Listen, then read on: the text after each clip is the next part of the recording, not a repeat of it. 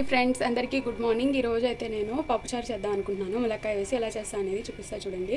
నేనైతే ఒక half an hour ముందు 1.5 కప్ అంటే టీ కప్తో 1.5 కప్ వేసుకొని పప్పు నానబెట్టుకున్నాను. దాంతోపాటు 2 పచ్చిమిరపకాయలు 2 టమాటాలు వేసుకున్నాను పప్పుచారు కోసము. ఇప్పుడు ఇది ఉడికించుకోవడానికి అని చెప్పి పొయ్యి మీద పెట్టాను. మామూలుగా అయితే తీద్దాం అనుకోలేదు. సరే మీకు చూపించినట్టు ఉంటుంది కదా అని చెప్పి, మీకు యూజ్ అవుతుందిలే అని చెప్పి నేను అప్పటికప్పుడు మళ్ళీ ఇది పప్పు అనేది చూపిస్తున్నాను. అయితే ఇది ఇప్పుడు వేడి అయ్యింది. ఇప్పుడు మనం కుక్కర్ మూత అనేది పెట్టేసుకుందాము. మీకు చూపించాలని చెప్పి నేను కుక్కర్ మూత అనేది పెట్టలేదు. ఇప్పుడు పెడుతున్నాను కుక్కర్ మూత. పసుపు కూడా వేసుకోండి, ఓకేనా. మూత పెట్టేసుకున్నాము. ఒక 4 to 5 విజిల్స్ వచ్చేసినాక ఆఫ్ చేసేసుకుంటే సరిపోతుంది. కుక్కర్ ఆఫ్ చేసుకున్నాక ఎప్పటికైనా గుర్తుంచుకోండి, వేడి మీద మటుకు మీరు కుక్కర్ మూత అనేది తీయవద్దు. ఎప్పుడైనా కానీ కుక్కర్ మూత అనేది ఎప్పుడు తీస్తారంటే ఆవిరి మొత్తం పోయినాక, చల్లగా అయిపోయినాక అప్పుడు తీసుకోండి. లేదు ఫాస్ట్గా అయిపోవాలి అనుకుంటే ఇది ఇట్లా లేపితే గాలి అనేది పోతుంది. అది మొత్తం పోయినాక అప్పుడు మనం కుక్కర్ మూత అనేది తీసుకోవాలి, ఓకేనా ఫ్రెండ్స్. అండ్ దాంతోపాటుగా నేను చిన్న సైజు నిమ్మకాయ అంత చింతపండు అయితే వేడి నీళ్ళలో వేసి నానపెట్టుకున్నాను. మీ ఇష్టము. ఎక్కువసేపు ఉంది టైం మనకి అనుకుంటే మామూలు వాటర్లో అయినా నానపెట్టేసుకోవచ్చు. కొంచెం ఉప్పు వేసుకొని నానపెట్టుకుంటే మామూలు వాటర్లో అయినా తొందరగా నానిపోతుంది. లేదా అప్పటికప్పుడు ఒక 5 minutes, ఒక 10 minutesలో మనకి కావాలి అనుకుంటే చింతపండు తీసుకొని వేడి నీళ్ళు అంటే లైట్గా వేడిగా ఉన్నా సరిపోతుంది. కొంచెం ఉప్పు వేసుకొని నానపెట్టేసుకొని మూత పెట్టేసుకోండి, తొందరగా నానిపోతుంది, ఓకేనా. ఇది అండ్ ఇప్పుడు కుక్కర్ అయితే విజిల్స్ వచ్చేలోపు మనము అందులో కావాల్సిన ఇంగ్రీడియంట్స్ అన్ని తీసేసుకుందాము. తాలింపులోకి కావాల్సిన ఇంగ్రీడియంట్స్. ఓకే ఫ్రెండ్స్, ఇప్పుడు మనకి తాలింపు కోసం కావాల్సిన ఇంగ్రీడియంట్స్ ఆవాలు, కొన్ని మెంతులు. విజిల్స్ వచ్చేస్తున్నాయి, మనం అంత లోపల ఇది రెడీ చేసేసుకున్నాము. జీలకర్ర, సాయమినపప్పు కొన్ని వేసుకుంటున్నాను నేను టేస్ట్ కోసం ఉట్టిగా. అండ్ దీంతో పాటుగా ఉల్లిపాయలు 2 తీసుకున్నాను, ఒకటి మీడియం సైజు, ఒకటి చిన్న సైజుకి. ఇది తాలింపులోకి ఉడకపెట్టడానికి రెండింటికి సరిపోతుంది. నేను అయితే కరివేపాకు కాడలు కూడా వేస్తాను. మీరు వేస్తారో లేదా అనేది నాకు తెలియదు, నేనైతే వేస్తాను. మా నాయనమ్మ ఇది వరకు వేసేవాళ్ళు, అందుకోసం అని చెప్పి కరివేపాకు, ఓకేనా ఫ్రెండ్స్. కొత్తిమీర అనేది మీ ఆప్షనల్, మీకు ఇష్టం ఉంటే వేసుకోండి, లేదు అనుకుంటే తీసేసేయండి. మీకు ఆప్షనల్, ఇది వేసుకుంటే వేసుకోండి, లేకుంటే లేదు. దీంతో పాటుగా వెల్లుల్లి దంచుకొని తాలింపులోకి వేసుకుంటాం కదా. అండ్ వీటన్నిటితో పాటు 2 ఎండుమిరపకాయలు. ఇలాగా తాలింపు వేసేసుకున్నాక మనము చింతపండు రసం అనేది వేసుకుంటాము. అండ్ మెయిన్ థింగ్ ములక్కాయ అన్నా కదా, ములక్కాయ. అండ్ వీటితో పాటు ములక్కాయలు, ఇవి ఎలా చేస్తాను ఏంటి అనేది చూపిస్తాను. తర్వాత కట్ చేసేసుకుందాం. ముందు కట్ చేసినాక మొత్తం అయితే చూపిస్తాను ఒకేసారి. ఇప్పుడు పప్పు పెట్టేసుకున్నాను కదా, ఒకవైపు రైస్ పెట్టుకున్నాను. అవి అయితే విజిల్స్ వచ్చేసినాయి. ఇది ఇంకొంచెం ఉడకాలి. ఈరోజు వండేది ఊదలు. ఇవి వైట్గానే ఉంటాయి. మామూలు రైస్ వైట్గానే ఉంటుంది, ఈ రైస్ కూడా కొంచెం వైట్గానే ఉంటుంది.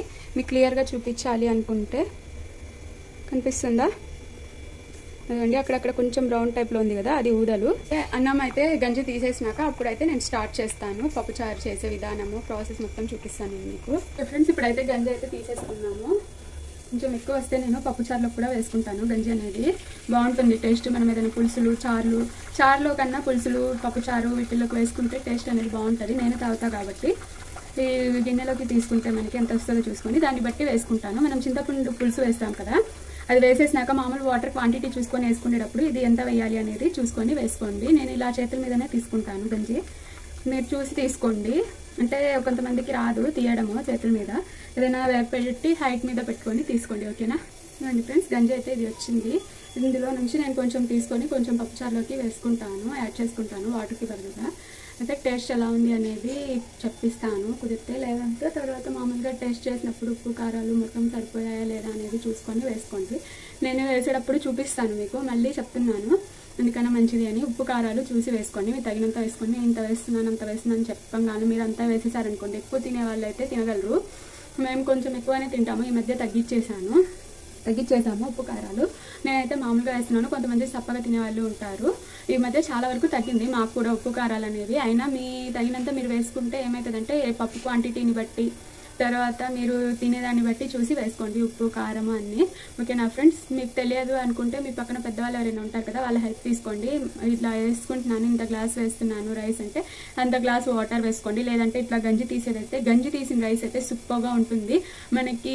అదే అంటారు కదా, బాస్మతి రైస్ కూడా పనికి రాదు గంజి తీస్తే. అంటే కొంతమంది ముద్దగా వండుకుంటారు, కొంతమంది ఏమో, నాకైతే మెతుక్కు అంటకుండా ఉండాలి రైస్ అనేది, అలా ఉంటేనే నాకు నచ్చుతుంది. నేను అలాగే చేస్తాను, మెతుక్కు అంటకుండా విడివిడిగా పొడిగా ఉండాలి. ఇప్పుడైతే వీళ్ళకి ఊదలు, సామలు అవి వండుతున్నా కాబట్టి అది ఎలాగో ముద్దనే ఉంటుంది. ముద్దగా ఉంటేనే టేస్ట్ బాగుంటుంది అది రైస్ అనేది, అందుకోసం అని చెప్పి కొంచెం ముద్దగానే వండుతున్నాను.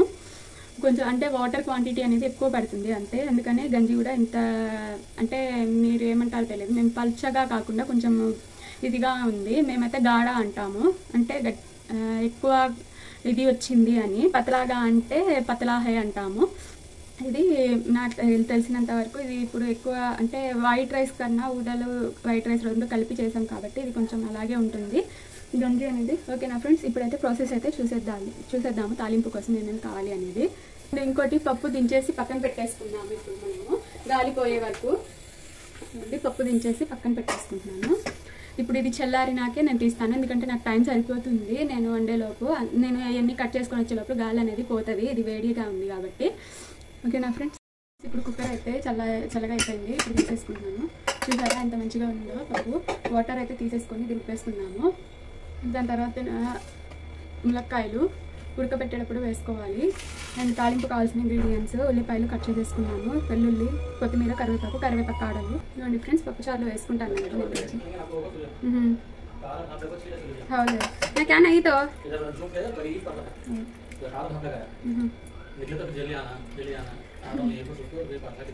क्या दोपहर ड्यूटी है क्या? पकाना ना खाना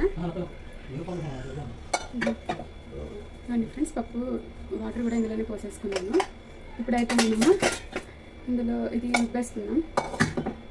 ముందు పక్కకు తీసేసి నిండా వేసి కొంచెం వేసుకున్నాను ఫ్రెండ్స్. ఇది ఉప్పేసుకున్నాము ముందు.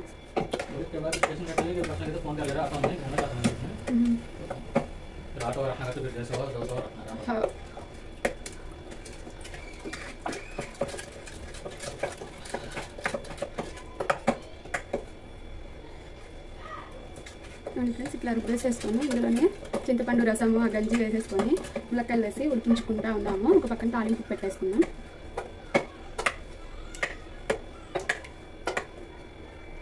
నేను ఫ్రెండ్స్ గంజి కూడా ఇందులోనే వేసేసుకుంటున్నాను. పప్పు వాటర్ గంజి రెండు కలిపి. అండ్ ఇప్పుడు ఇందులోకి వేసుకునేది కరివేపాకు కొద్దిగా, మిగతాది తాలింపులు వేసుకుంటాను. ఉల్లిపాయ ఒకటి వేసేస్తున్నాను, ఇది ఉంది కదా ఇది తాలింపులోకి. అండ్ ఈ కాడలు కూడా వేసేసుకుంటున్నాను. ఇంకొద్దిగా కొత్తిమీర వేసుకుంటున్నాను. ఇది తర్వాత ములక్కాయలు అండ్ చింతపండు రసం తీసుకొని వేసుకుంటాను. ఇదిగోండి ఫ్రెండ్స్ చింతపండు పులుసు. ఇది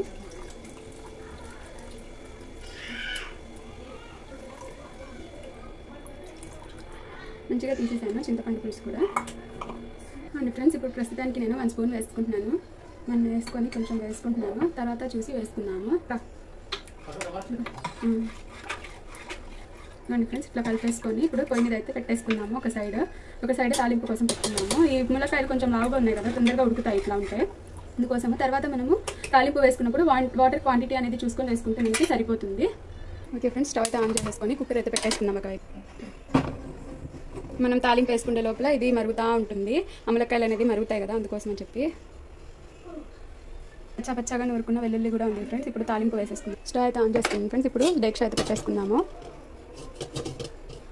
2 or 3 స్పూన్స్ ఆయిల్ అయితే వేసుకోండి మీరు పప్పు తీసుకున్న దాన్ని బట్టి.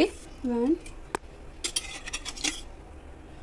2 3. ఓకే ఫ్రెండ్స్, ఇప్పుడైతే తాలింపుకి వేసేసుకుంటున్నాను. తాలింపు వేయగానే అట్లా చిట్టుపట్టమంటే అప్పుడు మనకి ఆయిల్ మంచిగా ఇదైనట్టు ఫ్రెండ్స్. ఇంగువ ఇది ఆప్షనల్. ఉల్లిపాయలు, కరివేపాకు,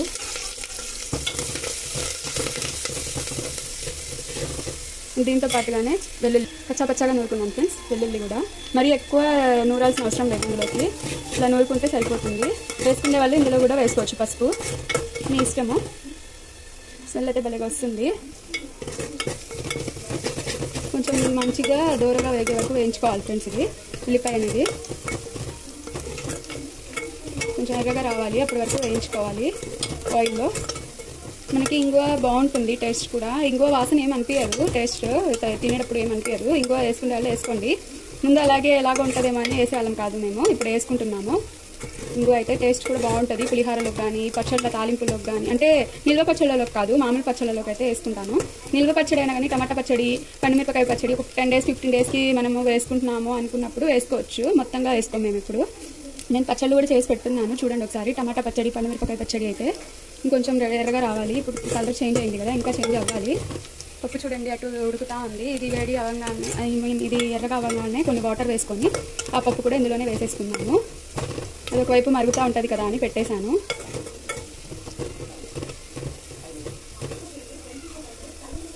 స్మెల్ అయితే సూపర్గా ఉంది. ఇంగువ కూడా వేసాం కదా, టేస్ట్ కూడా అలాగే ఉంటుంది. మన ఫ్రెండ్స్ ఇప్పుడు కూడా కలర్ చేంజ్ అవుతుంది. ఇట్లాగా ఇంకొంచెం ఎర్రగా వచ్చినాక వేసేసుకున్నాము మనము. ఫస్ట్ కొత్తిమీర వేసుకొని ఇప్పుడు కొన్ని వాటర్ వేసేసుకున్నాం ఇందులోకి. ఎండుమిరపకాయలు ఉన్నా కదా, ఇప్పుడు వేసుకున్నాను ఎండుమిరపకాయలు. చూసారా మంచిగా వచ్చింది కలర్, ఇలా రావాలి. కొత్తిమీర వేసేసాను. ఇప్పుడు వాటర్ వేసేసుకుంటాను.